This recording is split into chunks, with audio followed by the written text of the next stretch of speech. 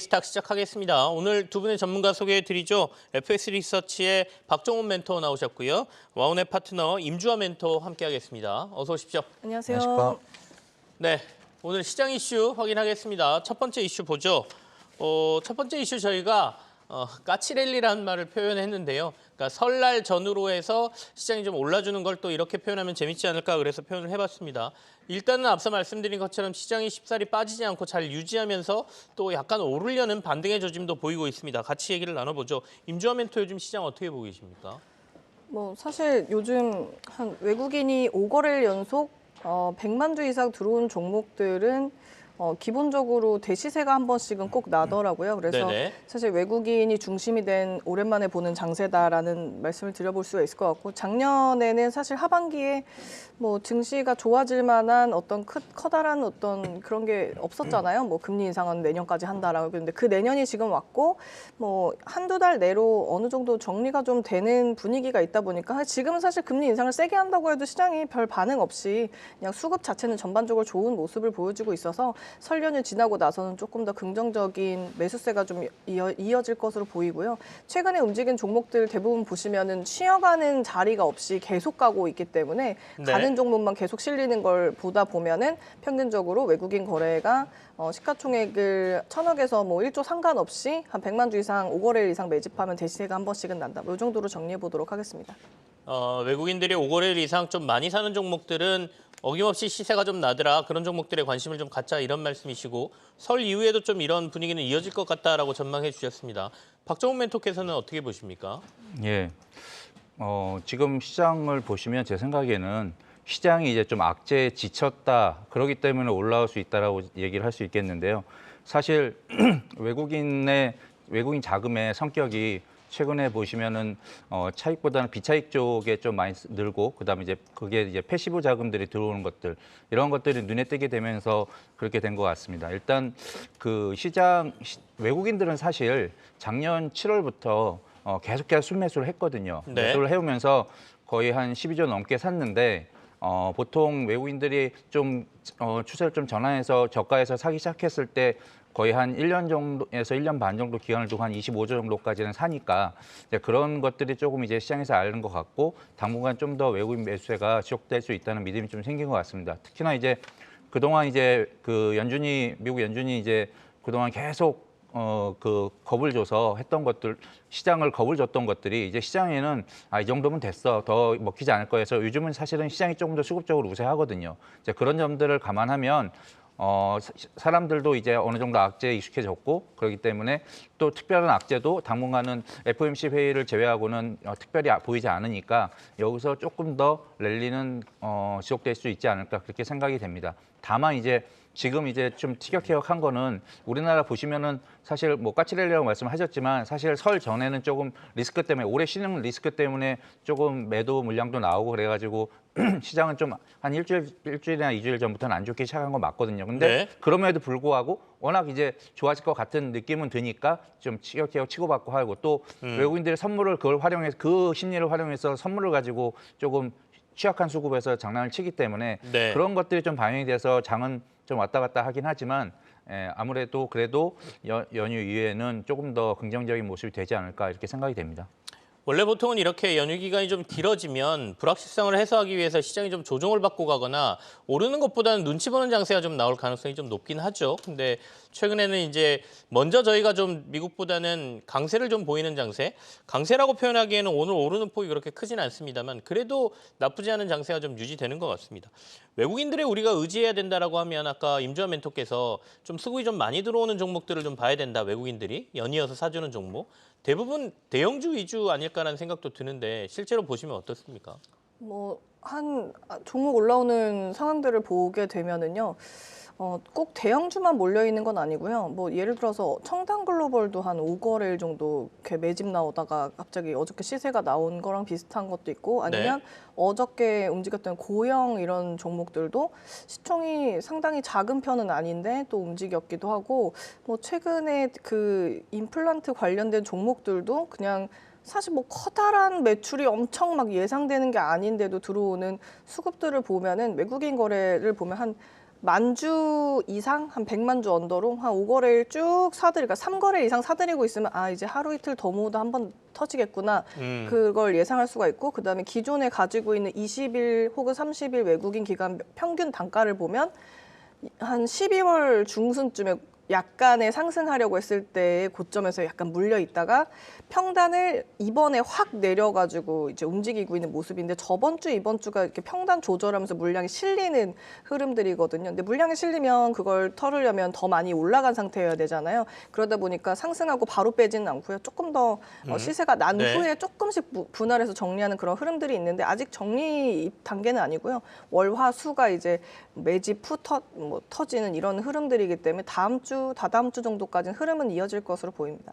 그러면 앞서 말씀하신 뭐 청담 글로벌이라든지 고영처럼 가능성이 있어 보이는 눈여겨보고 있는 종목이 있으면 좀 몇 개 소개해 주시죠. 뭐 오늘 아마 통신장비에서 나올 것 같은데요. 다음 네. 이슈 넘어갈 때 이 말씀드리겠습니다. 통신장비에서 말씀해 주시겠다. 조금 숨기셨습니다. 조금만 기다려 주십시오. 우리 박종훈 멘토께서는 그러면 최근에 이렇게 약간 상승할 수 있는 움직임 저희가 까치랠리라고 표현을 했으니까 지금 까치랠리에서 관심 가져야 될 종목이랬는지 업종이 있다면 어디를 봐야 될 것 같으십니까?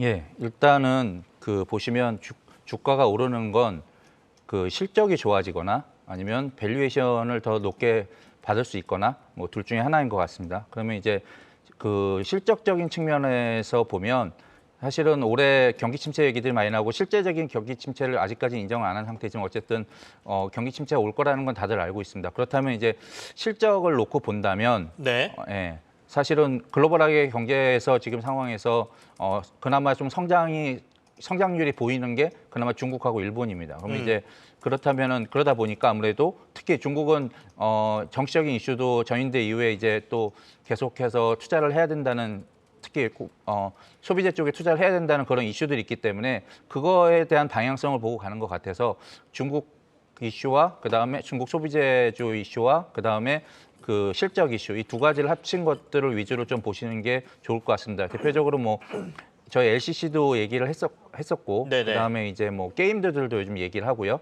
엔터 쪽에서도 조금 있는 것 같고 이런 소비와 관련된 그 주가들을 네네. 좀 보시는 게 좋을 것 같고요.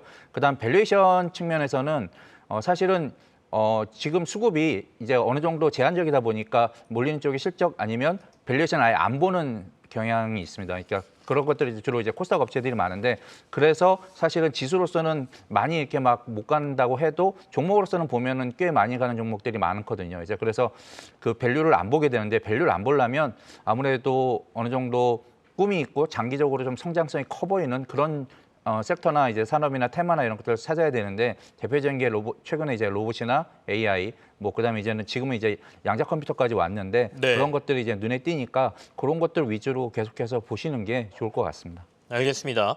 자, 중국 얘기해 주셨는데 오늘 중국에서 사실상 금리 동결했다는 소식 들려왔고요. 그리고 중국이 올해를 소비 진작의 해 이렇게 설정했다라는 뭐 외신 보도도 있었습니다. 그만큼 이제 코로나로 막혀 있었던 중국의 경제를 활성화시키기 위해서 정부가 나선다는 얘기이기 때문에 리오프닝 관련주들 요즘 뭐 아까 말씀하신 것처럼 LCC 굉장히 뜨겁지 않습니까? 오늘도 뭐 에어부산, 제주항공 주가가 좀 강세를 보이던데 관심을 좀 가지실 필요가 있다. 이런 말씀들을 전문가들이 계속 하고 있습니다. 근데 최근에 좀 급등한 건 좀 사실 부담이기는 해요.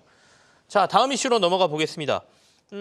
앞서 임주환 멘토께서 통신장비 하면서 얘기하신다고 하셨으니까 통신장비 이슈로 바로 들어가겠습니다. 오늘 이제 삼성하고 일본하고 5G 여러 가지 통신장비와 관련된 시범 서비스 이런 것들이 좀 좋은 결과가 있다는 얘기가 나오면서 5G 관련주들이 좀 오르고 있습니다. 관련 이슈를 좀 살펴보죠. 임주환 멘토께서 먼저 5G 전체적인 얘기부터 하실까요? 네, 2019년도까지만 해도 통신 장비를 증설하겠다란 얘기가 1월 초부터 얘기가 나왔었는데요.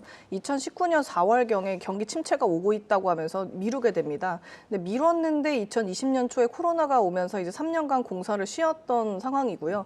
중간중간에 화해 이슈 있었기 때문에 그 악재가 그냥 코로나에 묻혀서 사라졌죠. 근데 지금 상황이 물리적으로 두 가지가 통신 장비를 안 할 수 없는 상황에 놓여 있는데 하나는 일단은 로봇이 굉장히 오래 사업을 하고 있는 비즈니스가 많이 있는데 네. 로봇을 하게 되는 이유는 로봇이라는 자체가 뭐 좋아져서 사람을 대신해서가 아니라 자율주행을 이제 레벨 4까지 가고 있는 과정에서 자율로 주행하는 거에 사람을 안 태우고 물건을 주행시킬 수 있는 게 로봇밖에 없거든요. 근데 이제 그 로봇을 하려면 AI, 머리가 있어야 되니까 일단 지능이 있어야 돼서 AI가 그 위에 붙고 지능이 있으면 뭐 할까? 통신이 안 돼서 와이파이 안 켜지면 작동을 못 하는 걸. 그래서 통신 장비가 필요하고 또 거기에 대한 데이터를 이 로봇가 학습한 거를 저 로봇도 학습을 해야 되기 때문에 다시 그것과 관련해 가지고 데이터 센터를 증축해서 데이터를 따로 보관해서 이제 이용할 수 있느니 한꺼번에가 세트로 이제 구성이 돼 있고요.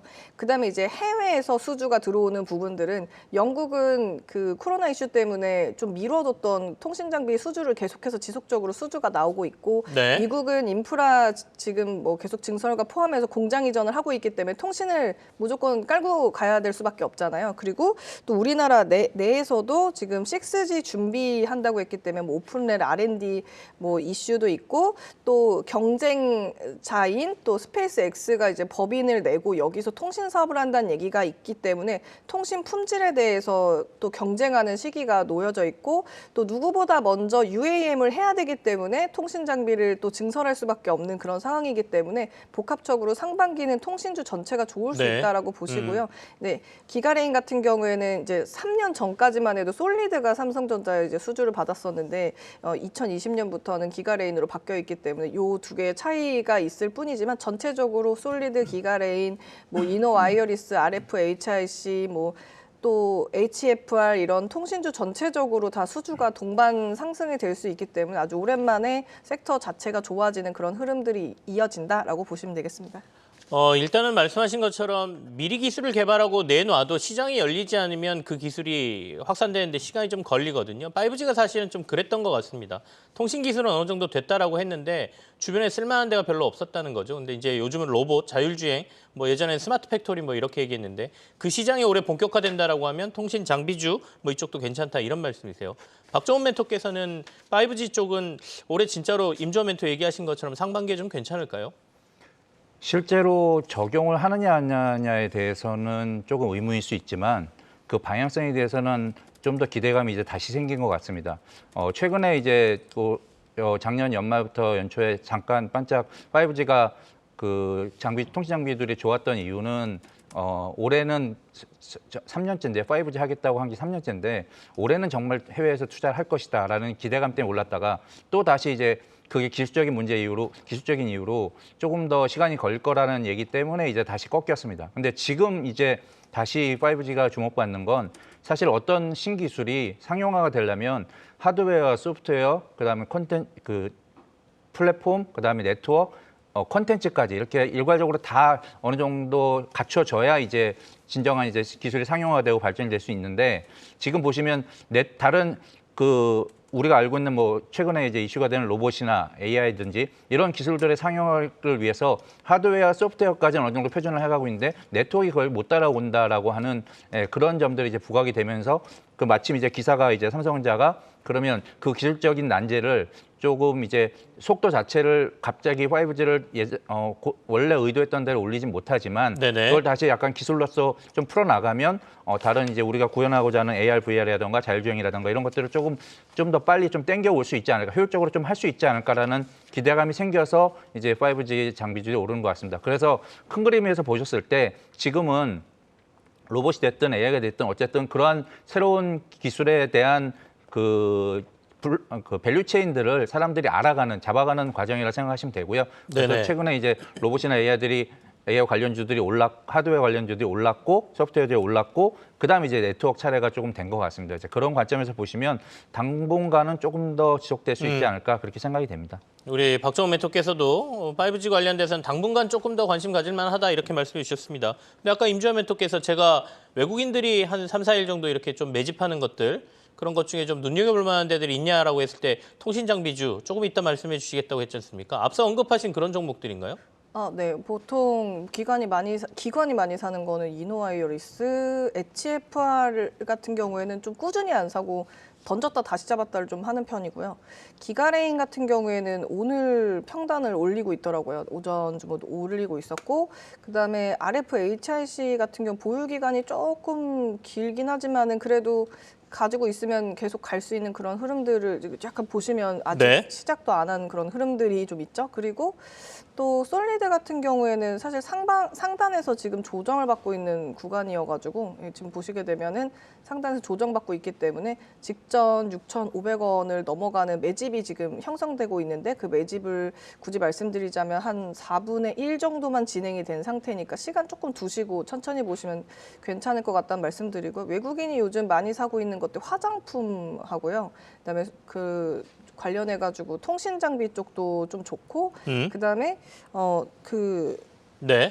어저께부터 계속 증권형 토큰 관련주들 이런 것들이 좀 매집이 좀 시작된 것으로 보입니다. 증권형 토큰 관련해서는 뒤에 조금 얘기를 해보겠습니다. 어제 이제 그 금융당국에서 외국인들 투자 등록 폐지한다라는 얘기 어제 제가 오프닝에서 잠깐 말씀드렸지 않습니까? 그거 나오면서 같이 나온 얘기거든요. 그래서 어제도 사실 그 미술품 옥션 회사들이 조금 주가가 움직이는 모습이 보였는데 오늘 좀 강하게 움직여서 뒤쪽에 저희가 이슈를 뽑아놨습니다. 그 얘기 뒤에 좀 하죠.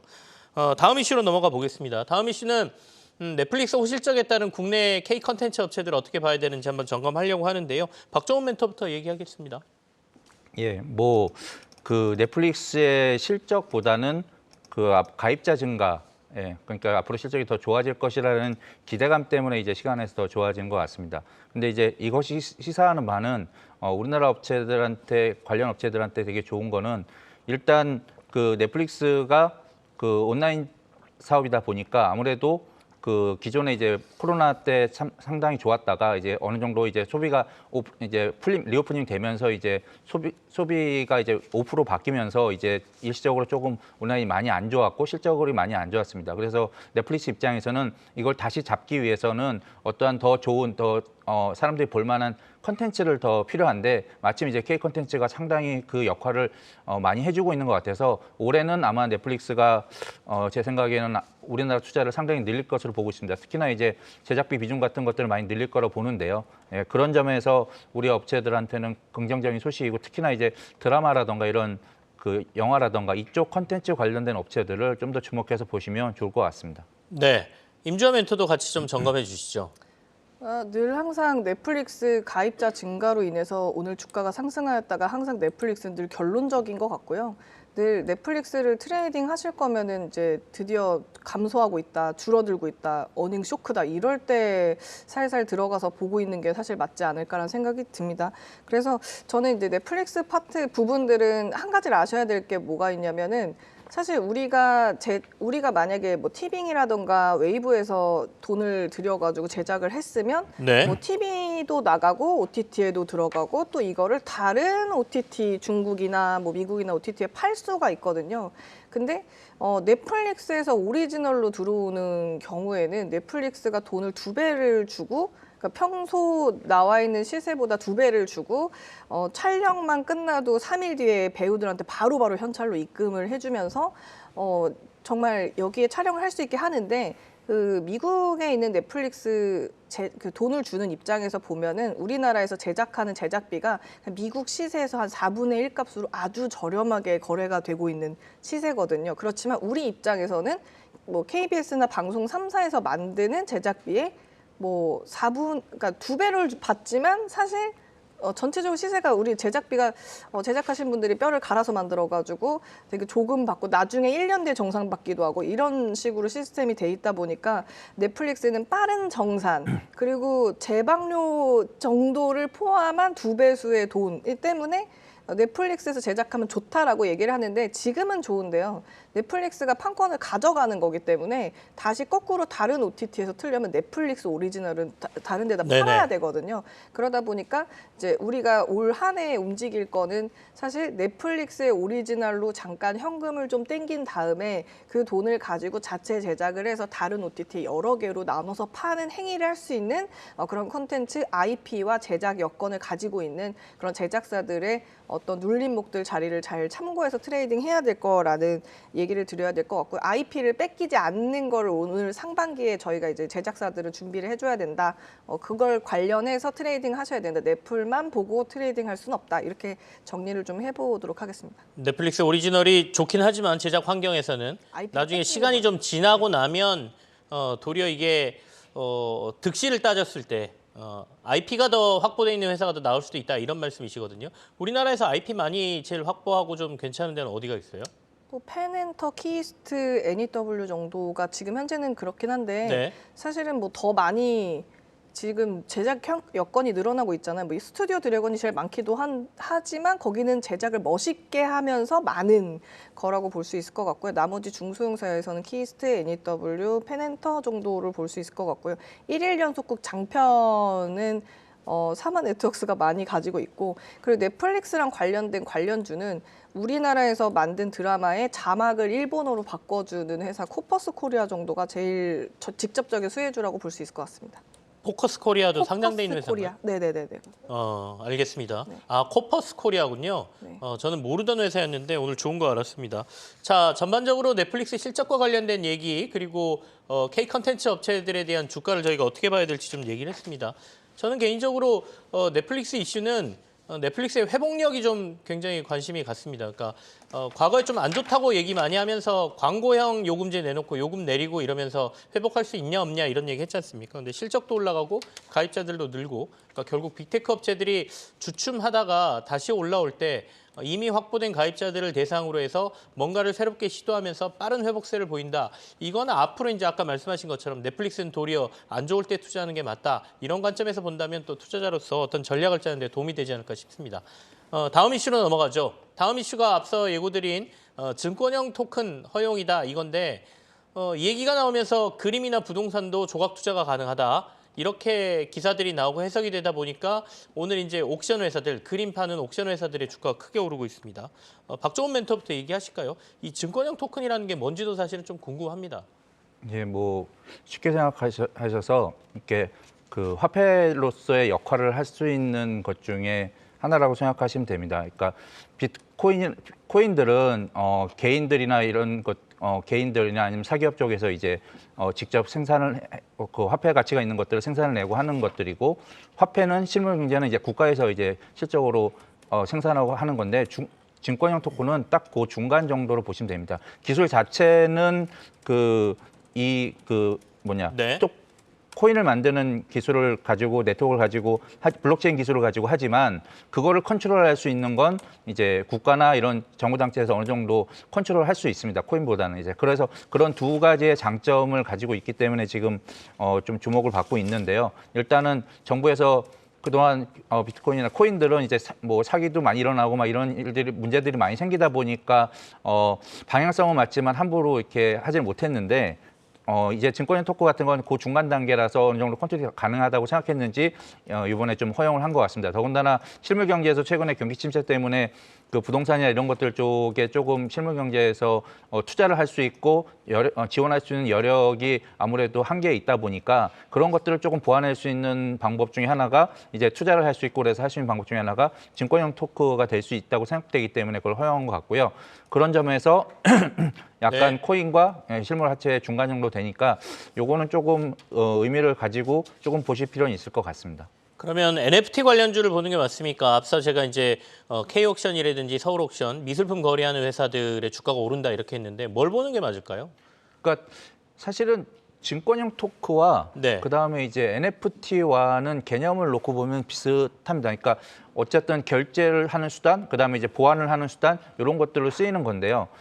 NFT를 할 때 증권형 토큰을 활용을 하느냐 아니냐 뭐 이런 것들이 할 수도 있으니까 뭐 가능하리라고 봅니다. 다만 이제 거기까지 가기보다는 일단은 증권형 토크가 어떻게 시스템화되고 이루어지고 뭐 그런 기술들이 어떻게 되는지를 조금 지켜볼 필요는 있을 것 같습니다. 알겠습니다. 임주환 멘토도 이 그 이슈를 어떻게 해석하고 계신지 좀 듣고 싶은데요. 되게 쉽게 얘기를 하자면 네. 예를 들어 해외 대부호가 피카소 그림을 가지고 있어요. 몇 천억인데 여기 서울 살고 있는 주아는 증권형 토큰으로 피카소의 그림의 일부를 소유를 토큰으로 할 수 있게 되는 거죠. 그러면 사실 엄청 돈이 완전형으로 많아야지만 그 그림 완제품을 살 수가 있었는데 뭐 엄청 돈이 많지 않고도 조금만 돈이 있어도 그 피카소 그림의 그 옆구리 측면 조금 요만큼의 토큰 정도는 소유를 할 수 있는. 그러니까 저도 피카소 그림을 소유하긴 하는 사람이 될 수 있는 게 실물은 증권은- 소유하지 않았지만 네. 소유 증서 정도는 가질 수 있다. 네, 그렇습니다. 뭐 그렇게- 100만 분의 1이라든지 10분의 1이라든지. 네, 맞습니다. 그래서 어떻게 보면은 최근에 이런 얘기 있었잖아요. 현대차 주식 뭐 50원 단위로 쪼갠다. 그런 느낌과 조금 비슷한 혹은 뭐 우리가 뭐 100만 원짜리 미국 주식을 조금씩 나눠서 살 수 있는 거랑 비슷한 형태지만 다만 그게 증권형으로 제도권 안으로 들어온 토큰이 발생한다는 거가 되는데 이거는 NFT 같이 이렇게 디지털로 있는 그림 말고요. 디지털로 있는 그림은 반드시 블록체인 내에 있어야 될 것이고 그거 말고 실물 그림을 이제 증권형 토큰이 되게 되면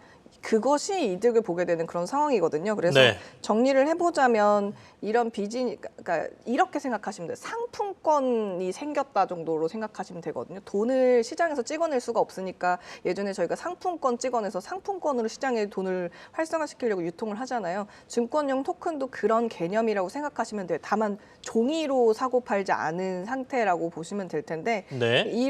이런 증권형 토큰이 이제 발달하게 되면은 부동산이 토큰화가 되면서 탈중앙으로 나가는 게 아니라 중앙화로 들어오면서 제도권 내에서 이 토큰이 부동산도 토큰이 되는 거고 그림도 토큰이 제도권 안에 움직이기 때문에 예를 들어서 그림으로 예전에는 뭐 이렇게 뭐 비용 처리를 할 수 있었다라든가 가격의 어떤 시세를 조정할 수도 있었다라든가 그게 아니라 토큰화 돼 버리면 그냥 우리 마치 국세청이 전자화된 것처럼 관세청이 전자화된 것처럼 전자화가 되기 때문에 시세의 어떤 흐름들이 명확하게 시장에 투명하게 보이므로 결국은 세수를 나중에 확보하는 그런 그림이 되겠죠. 그래서 지금 초기 단계에서는 그냥 거의 무형 유형에 가까운 이 그림은 제가 부르는 값이에요. 5천만 원. 이게 다시 토큰으로 바뀌게 되면 정확한 금액의 시세와 기간과 언제 샀을 땐 4천이고 언제 샀을 때 5천이고의 정확한 시세가 나오게 되므로 조금 더 이런 부동산이나 아니면 그림이 중앙 안으로 제도권 안으로 들어온다고 생각하시면 될 거고요. 그거에 앞서서 할 수 있는 회사들이 뭐 아톤이나 핑거 그리고 갤럭시아 머니트리의 자회사 그리고 다날 FSN 정도가 원래 그런 류를 블록체인 탈중앙 내에서 발행을 해왔었기 때문에 이거를 제도 안으로 네네. 들어올 수만 있다면 수혜는 볼 수 있다. 이렇게 정리를 해보겠습니다. 어쨌든 간 정부에서 허용해 준 거기 때문에 시장이 열릴 건데 기술을 가지고 있는 회사가 열릴 것이냐, 그 기술을 활용해서 돈을 버는 회사가 이득을 볼 것이냐, 뭐 약간 이렇게 해서 주가 움직임이 좀 달라지는 것 같습니다. 말씀하신 것처럼 다날, 아톰, 핑거 이런 데들은 기술을 좀 가지고 있는 회사인 것 같고, 그리고 옥션 이런 데들은 그걸 통해서 나오는 뭐 거래나 이런 것들이 많아질 테니까 수수료를 많이 벌겠다 이렇게 보면 되나요? 사실 미술 쪽은 이제 홍콩 아트페어가 되게 유명했었잖아요. 네네. 근데 이제 홍콩이 중국의 영역권으로 들어가게 되면서 그림을 반출을 할 수가 없는 시기가 작년, 재작년에 있었습니다. 그러다 보니까 대형 아트페어가 한국으로 많이 이동을 했는 아트페어, 뭐 아트, 뭐 부산 이런 식으로 행사들이 한국으로 이동을 했는데 뭐 사무소도 굉장히 많이 열렸습니다. 그런데 작년 4, 5, 6월에 너무 커다란 세계적인 행사들이 이제 코엑스에서 막 하고 하다 보니까 국내에서 왜 한동안 왜 600억 팔았다, 1000억 팔았다 했던 국내 옥션 회사들이 사실 돈을 매출을 하나도 못 내서 서브 전시까지 여러 번 했는데도 지금 돈 팔리지가 않았거든요. 근데 그건 당연히 뭐 금리 인상, 시장에 돈이 묶이고 자산이 축소되면서 일어난 일이긴 하죠. 그런데 그 재고를 처리할 수 있는 좋은 네. 다른 창구가 생겼다고 생각하시면 되겠습니다. 알겠습니다. 사실은 좀 어렵습니다. 뭐 그 가상자산 나올 때서부터 그랬고 비트 컴퓨터로 갔다가 요즘 나오는 용어들이 참 증권하면서도 이것까지 우리가 알아야 되나 싶기도 하고요. 어쨌든 증권형 토큰 허용해 준다는 얘기 나오면서 NFT 다시 오르고 옥션도 오르고 하고 있습니다. 또 앞으로 이슈 나오면 같이 공부해 보시죠. 자, 오늘 시장 이슈는 여기서 마무리를 하고요. 두 분이 가져오신 종목 확인해 보겠습니다.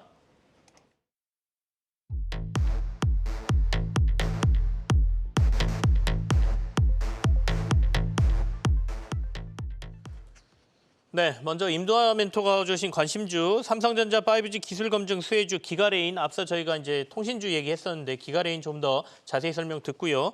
박종훈 멘토께서는 나도 리오프닝 기대주다 골프존 가져오셨습니다. 오랜만에 골프 관련 종목 얘기 들어보는 것 같아요. 기가레인부터 확인하겠습니다. 임주아 멘토 얘기해 주실까요? 네네. 일단은 오늘 사실 낮 시간에 기사가 나왔습니다. 네. 뭐 사실 기가레인은 조금 기대하고 있었던 거는 삼성전자가 계속 올 초부터 5G 관련된 수주를 좀 이어서 오고 있었지만 시장에서 반응이 원래 솔리드 아니었어?로 통용이 되고 있었기 때문에 기가레인이 아직 뭐 우리가 2020년부터 수주를 삼성전자에서 받고 있어요라고 얘기를 제대로 공유하지 않을 정도로 지난 2년 동안은 코로나 관련주만 움직였었잖아요. 근데 오늘 기사가 삼성전자가 일본 이동통신 사업자랑 5G 단독 모두 상용망 환경에서 네트워크 슬라이싱 기술 검증에 성공했다라는 기사로 이제 주가가 좀 상승을 했는데 사실 2020년 말부터 삼성전자 네트워크 사업부에서 5G 기지국용 안테나 필터 모듈을 이제 솔리드에서 기가레인으로 옮겨서 매출이 상승하고 있었습니다. 그래서 잘 보시면은 그 삼성전자 수주 받기 전보다는 수주 받는 후가 조금 더 이제 매출액이 좋은 편이 될 텐데요. 제가 오늘 들어오기 전에 이제 드렸던 가격들을 좀 말씀드리면 일단 손절가는 1,650원을 드렸고요. 목표가는 2,175원을 먼저 드렸었는데 제가 원래 방송 들어오기 전에 알려드렸던 가격 레인지가 1,800원 살짝 위쪽이었었거든요. 왜냐면 11시쯤 보내드렸어서 네네. 1,880원에서 1,790원 정도 사이에서 드렸었는데 지금 조금 더 시세가 나 있는 상태니까 1,850원 언더로 종가 때 좀 밀려주거나 아니면 다음날 시가에서 보통 4% 정도는 눌렸다 다시 가니까 한 1,790, 1,850원 사이에서 눌림목 기다리셨다가 트레이딩 하시면 될 것 같고요. 이전에 물량이 나왔다가 이렇게 다시 걷어가는 이런 유형의 종목들이 뭐 NP, 기가레인, 뭐 어저께 캠시스 이런 유형이 상한가 나왔다가 완전 제자리로 돌려 다시 가는 게 이게 요즘 대주주매도 요건 때문에 걸렸던 물량을 이렇게 급하게 사들여 올라오는 그런 모습들이 있는데 이런 류의 패턴이 많이 있을 걸로 참고하시고 전고점 오래된 악성 매물 오늘 통과해주면 내일 시가에서도 한번 다음 주에 시가에서 한 번 더 시세가 날 수 있거나 혹은 아까 말씀드린 눌리는 1,850원 정도에서 트레이딩 하시면 좋을 것 같습니다. 알겠습니다. 기가레인에 대한 설명 들었습니다. 단기적으로 매매를 어느 지점에서 해야 되는지도 잠깐 얘기하셨으니까요. 그것도 참고하시기 바라겠습니다. 자, 골프존 얘기 들어볼까요? 박정훈 멘토. 예, 뭐 골프존이라는 회사는 뭐 잘 아시다시피 스크린 골프 GDR 사업을 하는 업체인데요.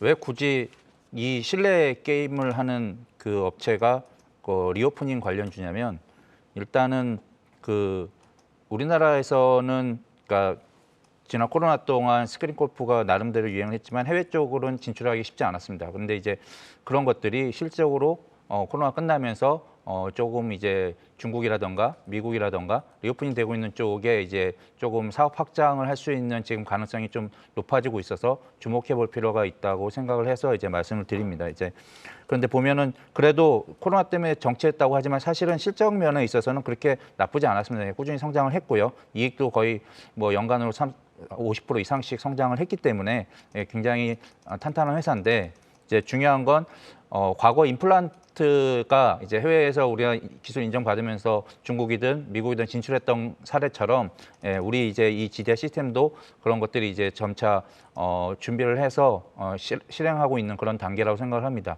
사실 이번 CES에서 보시면 골프존 부스가 상당히 컸거든요. 그래서 그런 것들이 미국 진출에 대한 기대감을 어느 정도 크다는 것을 좀 보여주고 있고요. 실제로 실적을 보더라도 그 전년 대비해서 올해도 뭐 매출이 한 20-30% 정도밖에 성장 안 하지만 이익은 그거 이상으로 좀 성장을 더 합니다. 이제 그런 것들이 좀 주목해서 보실 필요가 있고요. 거기에 비해서 이제 밸류에이션은 지금 거의 하단 수준까지 내려왔으니까 최근에 좀 주가가 상승했다 하더라도 지금부터라도 주목해서 보시면 좋을 것 같습니다. 특히나 이제 중국 쪽에서 이제 춘절 이후에 이제 나오는 뉴스들이나 회사 관련된 뉴스나 이제 법인 설립이나 이런 것들 뉴스 보시면서 보시면 좋을 것 같습니다. 그래서 목표가는 18만 원 정도 제시했고요.